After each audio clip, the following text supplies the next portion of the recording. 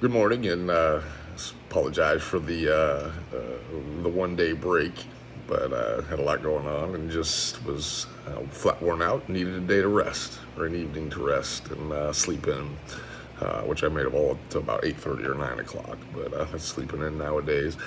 Anyway, coming today from Luke chapter 18, verses 9 through 14.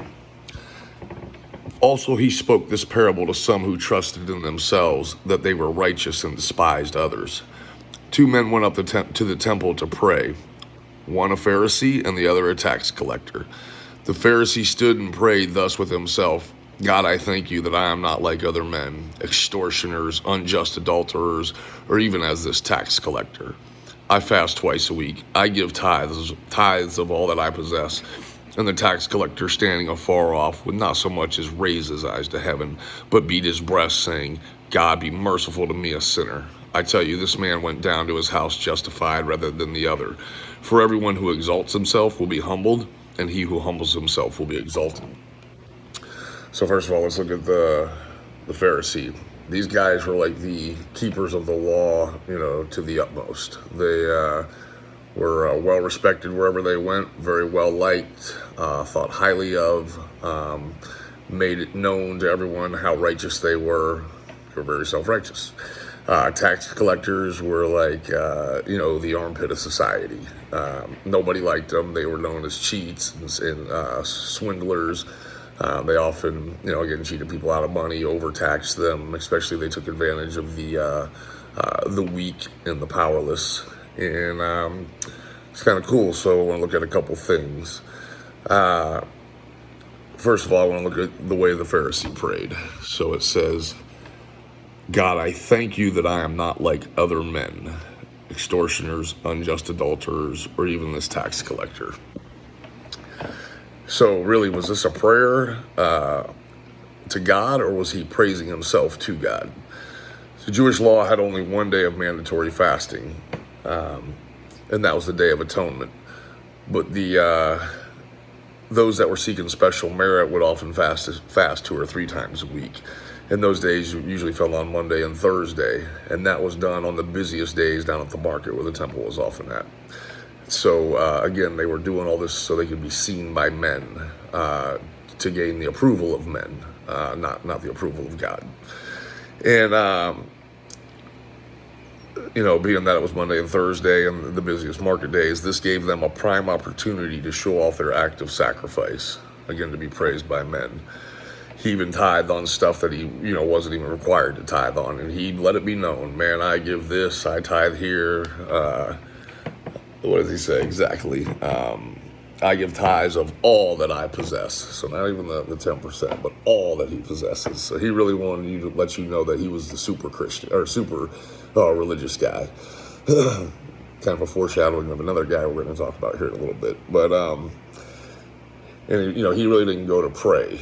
He basically went down there to remind God of how good he was, and that basically God ought to be indebted to him that he is choosing to label himself a follower.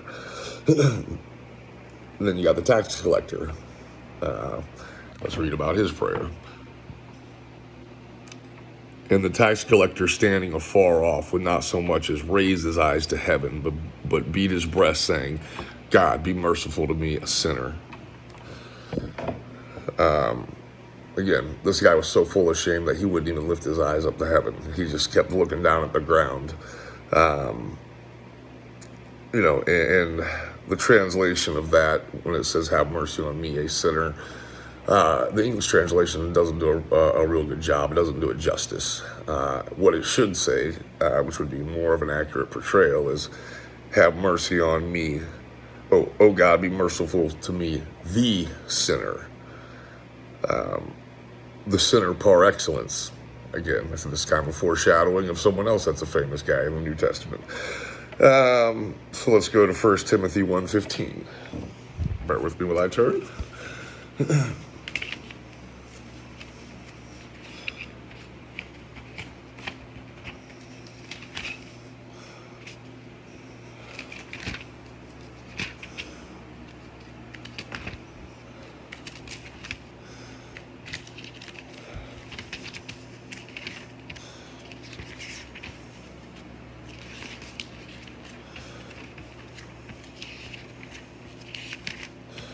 Sorry, I got lots of little post-it notes.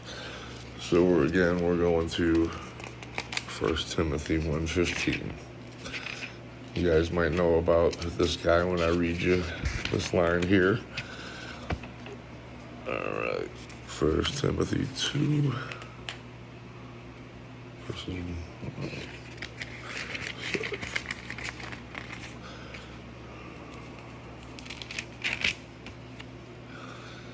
Okay. 1 Timothy 1:15.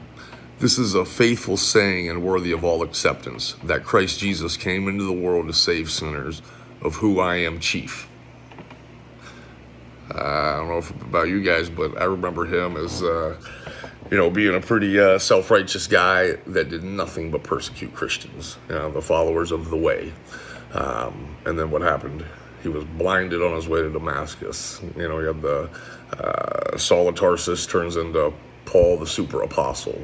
So this guy with just a crazy checkered past of doing nothing but persecuting people, killing people, now all of a sudden gets blinded.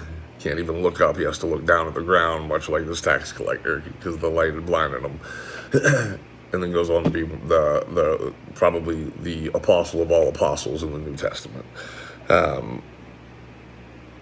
And it's just, again, who came to save sinners, of who I am chief. The Pharisee said, have mercy on me, the sinner. It was a prayer from the heartbroken, self-despising man that won the acceptance of God that day from the tax collector, not from the well-liked, well-thought-of, self-righteous scribe. Now, I'd like to turn to Matthew chapter 5, verses 19 and 20. Whoever therefore breaks one of the least of these commandments and teaches man so shall be called least in the kingdom of heaven. For I say to you, whoever does and teaches them shall be called great in the kingdom of heaven. For I say to you, unless your righteousness exceeds the righteousness of the scribes and the Pharisees, you will by no means enter the kingdom of heaven. Well, we already saw that the scribe there didn't go home justified that day. We saw Paul, as when he was the scribe and the Pharisee, who was probably one of the most righteous of all righteous, but his heart wasn't with God. He was doing it for the appraisal of men. Also wasn't found righteous until he was able to fall down and repent. Scribes aim to satisfy the law of God, and to the demands of law, there is always a limit. The Christian, or the repentant guy, aims to show his gratitude for the love of God, and to the claims of love, there is no limit in time or eternity. Now I want to switch to Matthew chapter 5, verses 43 through 45. Sorry, a lot of flipping.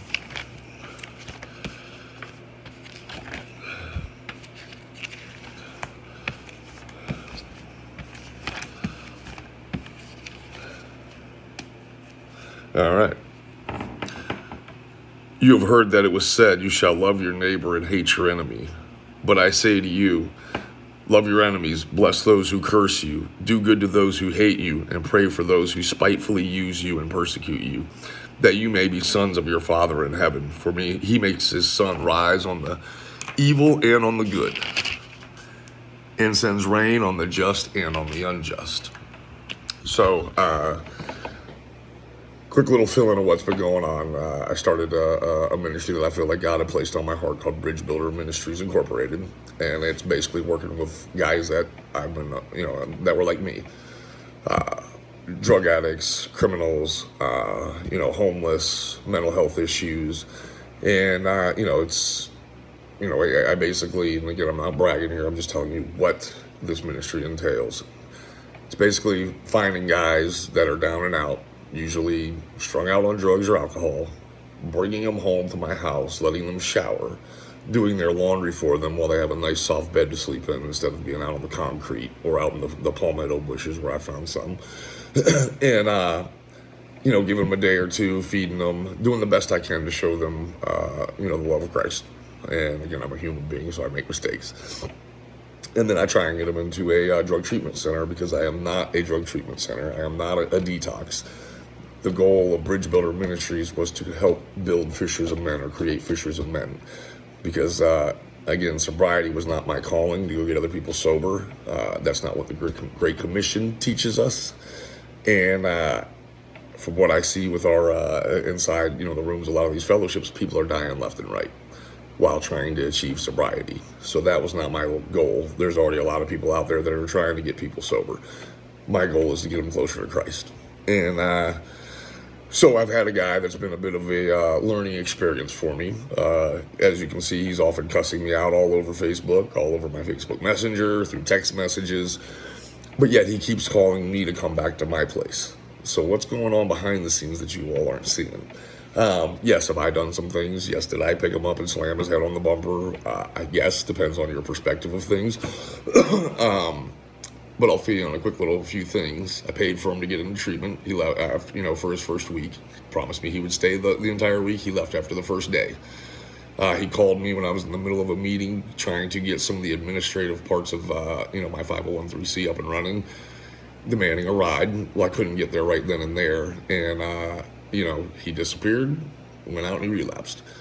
So, again, there was money that I paid for his first week of treatment that I was out. And I took him back. And when I took him back, I was down with another guy that I had found who was also sleeping in one of the parks that I used to sleep in while I was homeless. And this guy was actually at the Fern House and doing okay. There was complaints of his attitude, but nobody walks into these places off the street with a great attitude. It's just not how things work. And so anyway, there was some stuff going on. I'm just one guy, trying to oversee a couple here and running on very little sleep as a result. So when we were inside, the one says, hey, the guy outside is not genuine, basically, in so many words. He's like, he's using you. So I walked outside to check on this other guy and said, hey, what's going on? Well, anyway, all three of us happened to be out there. So I said, well, hey, while we're all here, let's clear the air because one of you is lying. I just want to see who it is. I was trying to defend the kid that I had paid for to get into treatment, the younger guy, and not really defend, but I wanted to believe him and went against my better judgment, and I slapped the Bible out of the other guy's hand. Needless to say, the one got mad and didn't talk to me for a while, that I slapped the Bible out of his hand, and the other guy I took with me, and I was thinking, well, the fact that he wouldn't, clear the air while we were all together led me to believe that he was the one being dishonest. Then we go to visit another guy in the hospital who was basically drinking himself to death. His wife was found dead from an overdose. I know that pain, so that's someone that I could relate to. He could relate to me. I chose not to drink myself to death over it. I went into a sober living facility, even though I had nowhere to go, and met some great friends there. We took a different path. I brought that guy home, showered him, did his laundry, which smelled so bad that I vomited on myself while I was carrying his clothes to the washing machine because he pees himself every time and he had no change of clothes. I didn't know that. I didn't know what I was lifting up, but did it anyway. And so then as I'm visiting him in the hospital to bring him shoes because he didn't have any, and to bring him a Bible because my goal is not just to get them sober, but it's also to give them the Bible and have them start reading the 4 Gospels, which is what someone did for me. That helped me out. That got me not saved, but planted the seed in me, which then God made grow. And then, so while I'm up there doing that, this guy who likes to cuss me out every time on Facebook gets busted for buying drugs while I'm down in the lobby, while I'm upstairs. I get thrown on the hood of a cop car when I'm up there just doing what I thought to be ministry work. And sometimes, hey, when you're serving God, guess what? You too are going to suffer, even when you're doing right. But it's better to suffer for doing right than for doing wrong, because Lord knows I've suffered enough for doing wrong. Anyway, they let the guy out on SOR. So I take him to his SOR meeting the next day, bring him back into my home. I've done this on multiple occasions. And so finally at one point, when he's vomiting all over the parking lot at Costco, cussing out one of the customers in the gas pump line behind me, the guy in the car looked scared from my perception. And he said, please calm him down. So I walked over and I, put my hand, trying to back him away. James, calm down. Oops, I named his name. Calm down, calm down. And he kept resisting, going back toward the guy. Well, I don't know what this guy looks like. He's sitting behind a car seat, a driver's seat. He's a little bit older man, probably in his 60s. And, my friend's being very belligerent. So I tried to restrain him a little bit. And, I weigh 210 pounds. He weighs 150, He fell. I picked him up, slammed him. It's all how you look at it, I don't believe that I intentionally picked the guy up off the ground and slammed him. But again, it was heat of the moment. I don't know. So, yes, he likes to bring that up over and over again. And again, I bring him back into my house. Again, he leaves. He goes and gets high. And he waits till 12 o'clock that night. And he starts blasting me all over Facebook Messenger and all over Facebook about what an evil person I am. I bring him back in. Again, he wants to go off and get high because his aunt will come and pick him up. And I told him, you can't come pick him up. Take him somewhere and then give him money and then just drop him off. Because then he's getting high and then I have to deal with him when he comes back home. I'm not a detox. I'm not a rehab center. I have no training in that. Nor do I want to. My goal was to get guys after they'd already been sober for a little while and work on building disciples. That's what I'm trying to do. And I like the guys with the backgrounds like I have because we're the ones that are desperate. We're the ones that are shunned by society. We're the ones that they use in the Bible. And anyway, so bring them back. At this point in time, I just can't deal with him anymore. And I told him, you got to pack your stuff and go. Yes, I told him I need your cell phone. I knew he was on the phone trying to either score something or get his aunt to manipulate her for money. I wasn't going to keep his cell phone. I just was going to take it for about 10 seconds, just to watch how he reacted. And he reacted just how I thought he would, like a guilty person. So I went and told him, hey, your time here is done. I've given you chance after chance after chance. She pulls up, makes a scene in my front lawn. And I kind of sat there and smiled at her. And she told me, oh, you're not a Christian. You're throwing him out. You're sick. You need to be in the mental health ward. And yeah, I probably do for taking in people like this over and over again. But that's okay. But, there's been a lot of bashing me on Facebook. And I'm trying not to disclose every little detail that he's done because I've forgiven the kid. I love the kid. But I'm not equipped to deal with him. And, if any of you are upset with the way I dealt with him, I can give you his phone number. He's sleeping behind Winn-Dixie. You go pick him up. You show me that you can do better. Because listen, I'm all for learning, but I haven't figured out how to do it yet, and I wasn't given a blueprint on a blueprint to follow on how to do this type of stuff. I'm learning through trial and error here, and I've made a few errors along the way. I raised my hand. I crashed the car quite often. But with that being said, that's the story between he and I. And so when he was going on the other night about, being about me being sick and needing to go back to the mental health hospital, I played along with his charade. I had even put in there a couple of times, hypothetically speaking. And it was to mess with him, and obviously it worked, because I haven't heard any more from him since then. So, but with that being said, I want to go into another verse.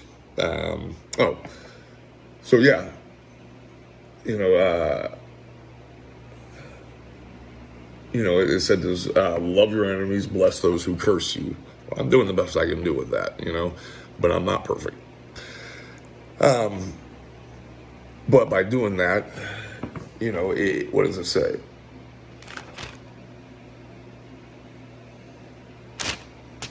I'm sorry, lost my train of thought. But just wanted to kind of shed a little light on that situation as to what was going on.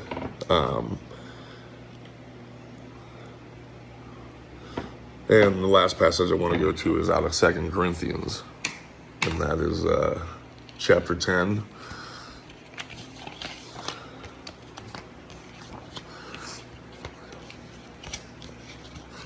Sorry, I got way too many bookmarkers in here. And need to go back through and kind of organize them a little better. But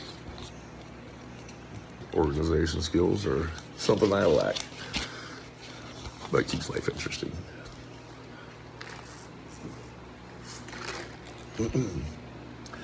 All right, so we got 2 Corinthians chapter 10, verses 12, 13, and 17.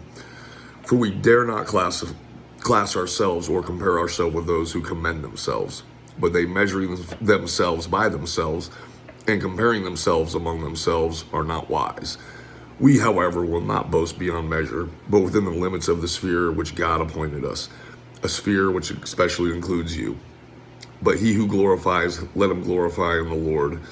For not he who commends himself is approved, but whom the Lord commends. And I've had some people attack me about my posts and things like that. I'm not doing any of this for man's approval. I would love to speak with people who have experience, but if all you're going to offer is your opinion, I don't care. Keep it for yourself. I'll be very clear on that. I'm learning through experience, and it's been the great teacher. If I want to rely on opinions, I'm a pretty smart guy. I'll rely on my own. But again, if you've had experience with this firsthand and you're allowing complete strangers to come into your home and you're showering them and you're feeding them and doing their laundry and then paying for them to get into treatment, yeah, then we'll talk, okay? Because I'm not a bad guy. But again, I'm not after your approval. I'm after God's approval. So with that, Lord, have mercy on me, a sinner.